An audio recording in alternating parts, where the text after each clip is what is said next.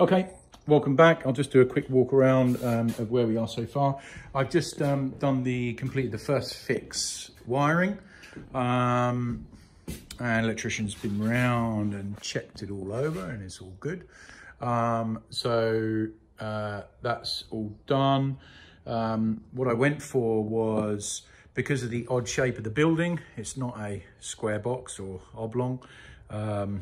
It's like got 5 sides, so it was very hard to work out where the lights were going to go. Very hard to envisage it. So I hung these little bits of tape down to sort of try and visualize where the spotlights were going to go. I'm going for Aurora spotlights, which are 47 millimeters high, and they require a 50 mil gap above that for the PIR to go. So, you know, based on that, there'll be 55 mil. Even if I leave it 60, I'll be able to have a PIR of 40 mil above each spotlight. I'm going for 100 mil PIR insulation on the cold roof. So there'll be 100 mil everywhere except where a spotlight is. And then I'll have a little hole there where I'll get a 40 mil PIR and build a little box around the around the spotlight and have 40 mil above the spotlight. So they are the lights. I've gone for 3 separate lighting sort of systems, so they'll be on their own circuit. So I've just got a run down here, a run down the middle, and then that section over there. I'm going for all smart, I'm into home automation, so I'll have these all on smart switch, and they're all dimmable, so a smart dimmable switch. And then I can group them together in Home Assistant to, you know, one light switch can turn them all on, one bank on, whatever. Because they're all smart, I can group them all together. I've gone for a lot of sockets. You never have too many sockets, so I think I've got a total of 1, 2, 3, 4, 5, 6, 7, 8, 9, 10. 10 sockets all around. I've gone for high ones here. I'm putting one up there. I might want a TV up there, and I've done the same this side here. Might want a TV up there. Here where the black one is, it will be a heater, so that's on its own single radial. A 1.5 kilowatt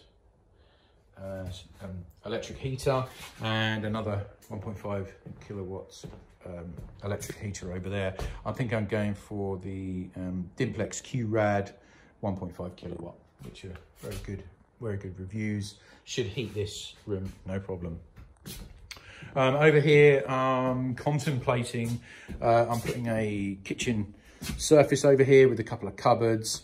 I'm contemplating whether to put a sink over here and get water up, and drainage. Not too sure yet. I'll have some sort of surface in the corner there. That's why I put that socket sort of mid-range, so we can have a microwave or whatever in here. Okay, so that's first fix done. I've also done the wiring for the spotlights outside. I'm just going to have a couple on this fascia, on the soffit, and 3 along the outside soffit there. So that's first fix done. Next is I'm going to batten along, all around the building actually. I'm going to put battens on all along here, because I'm worried that if I don't batten now and I start doing my PIR insulation, it's very easy to miss these studs from the other side. As you can see, there's I've got one there. I've got quite a few that were poking out that I've already pulled out. So I want to get the battens done first, at least, and then I can start on the PIR on the inside, which I need to do walls and ceiling.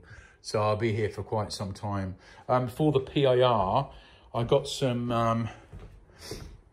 new blades actually, which I've yet to try out, but they're meant to be very good. They're just jigsaw PIR blades, which are these ones. It's 100 mil, so as you can see, easily fits through the 100 mil, and I'm hoping they'll be a lot better than sawing or you know, knife, which is quite hard to get through this PIR.